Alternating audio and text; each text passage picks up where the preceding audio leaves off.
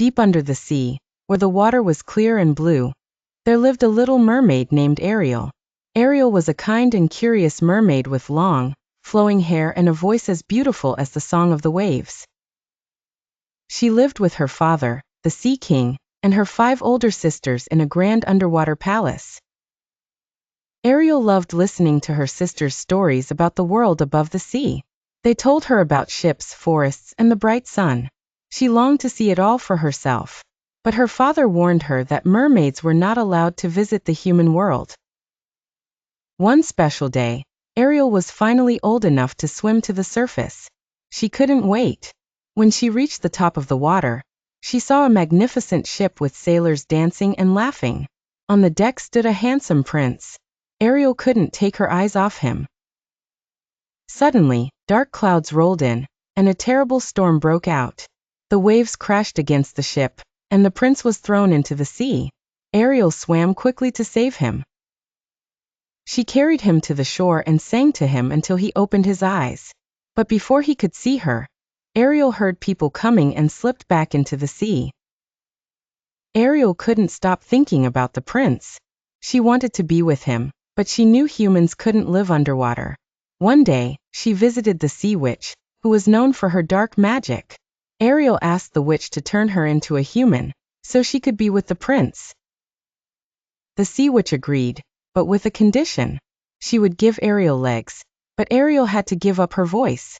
If the prince didn't fall in love with her and marry her, Ariel would turn back into a mermaid and belong to the sea witch forever. Even though it was a hard choice, Ariel agreed.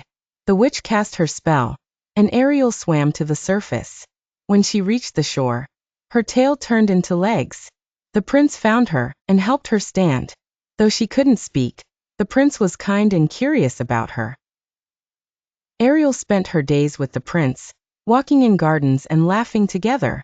But the prince believed someone else had saved him during the storm, because he hadn't seen Ariel's face. As the sun rose higher, the little mermaid stood on the ship, her heart filled with determination. She glanced at the prince, who looked at her with gratitude and warmth, and something in his eyes told her he truly saw her now. The sea witch's spell no longer held power over her, for her kindness and bravery had broken it.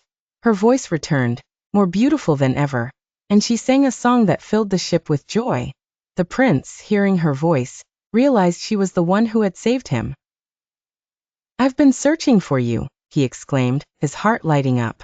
"You are my true savior, my true love." Overjoyed, they embraced, and the little mermaid felt as if the whole ocean celebrated with her. Her family appeared from the waves, cheering for her happiness. Even the sea witch, watching from afar, couldn't help but smile at the love and courage that had changed the little mermaid's destiny. The prince and the little mermaid were married in a grand celebration, and she found a way to stay connected to the sea she loved. Together, they built a bridge between the land and the ocean, allowing the two worlds to live in harmony. From that day on, the little mermaid lived a life filled with love, friendship, and the beauty of both worlds. Whenever she swam back to visit her family in the sea, the waters sparkled with happiness, just as her heart did.